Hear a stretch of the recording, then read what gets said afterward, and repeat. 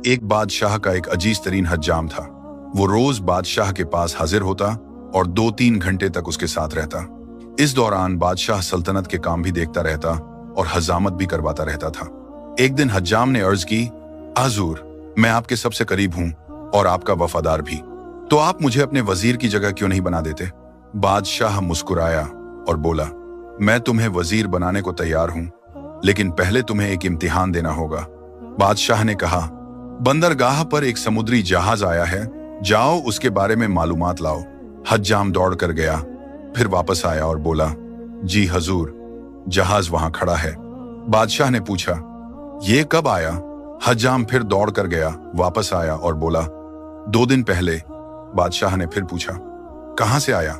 हज्जाम तीसरी दफा गया, वापस आया।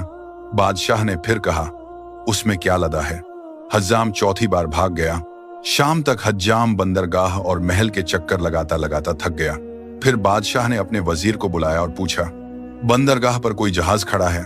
वजीर ने अर्ज की, जी हजूर, 2 दिन पहले एक तिजारती जहाज इटली से आया था। उसमें जानवर, खाने पीने का सामान और कपड़े लदे हैं। उसका कप्तान फलां है। वो 6 महीनों के सफर के बाद यहाँ पहुंचा और 4 दिन बाद ईरान चला जाएगा, जहां 1 महीना रुकेगा। उस पर 209 लोग सवार हैं और मेरा मशवरा है कि समुद्री जहाजों पर टैक्स बढ़ाया जाए। बादशाह ने यह सब सुना, हज्जाम की तरफ देखा।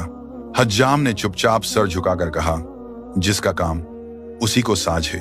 सबक, हर शख्स हर काम के लिए नहीं होता। जो काम किसी माहिर का है वही उसे बेहतरीन तरीके से कर सकता है। अक्लमंद वो है जो अपनी हद समझे और दूसरों की महारत का एहतराम करे।